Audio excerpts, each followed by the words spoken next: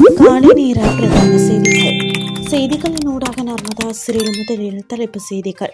யாழில் எரிபொருளை பதுக்க முயற்சித்த சந்தேக நபர் கைது. யாழ் படகு விபத்து அவசர விசாரணை முன்னெடுக்குமாறு அமைச்சர் பணிப்புரை. வெடித்து சிதறும் ஈரானிய விமான நிலையம்.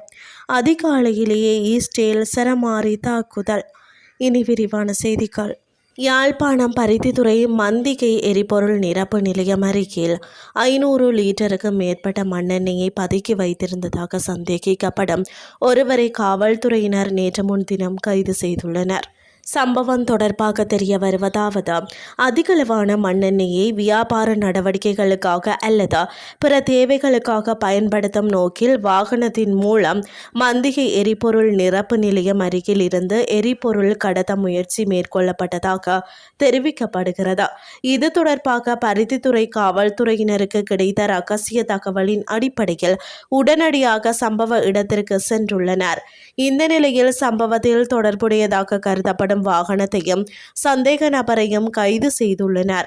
கைது செய்யப்பட்ட சந்தேக நபர், அவரின் வாகனம் மற்றும் கைப்பற்றப்பட்ட மண்ணெண்ணெய் ஆகியவை மேலதிக சட்ட நடவடிக்கைக்காக இன்றைய தினம் பருத்தித்துறை நீதவான் நீதிமன்றத்தில் ஒப்படைக்கப்பட உள்ளதாக காவல்துறையினர் தெரிவித்துள்ளனர்.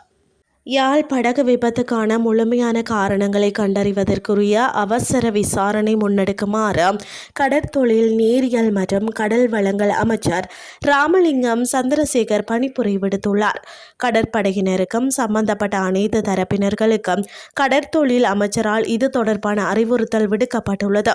அத்துடன் குறித்த படகு விபத்தில் உயிரிழந்தவர்களின் குடும்பத்தாருக்கு அமைச்சர் தனது ஆழ்ந்த அனுதாபத்தை தெரிவித்துள்ளார். துயரத்தில் இருக்கும் குடும்பங்களுக்கு அரசாங்கம் சார்பில் தேவையான அனைத்து உதவிகளும் வழங்கப்படும் என அவர் கூறியுள்ளார்.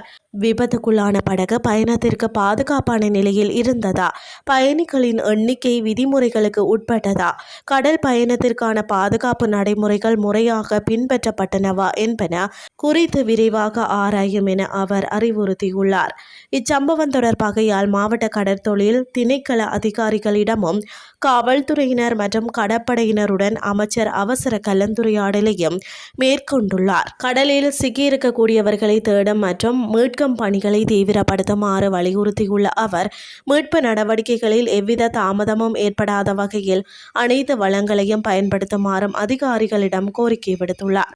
இதேவேளை பாதிக்கப்பட்ட மக்கள் அனுமதிக்கப்பட்டுள்ள வைத்தியசாலை அதிகாரிகளுடனும் அமைச்சர் தொடர்பு கொண்டு அவர்களின் உடல்நிலை குறித்து கேட்டறிந்துள்ளமை குறிப்பிடத்தக்கது. இனி வெளிநாட்டு செய்திகள்.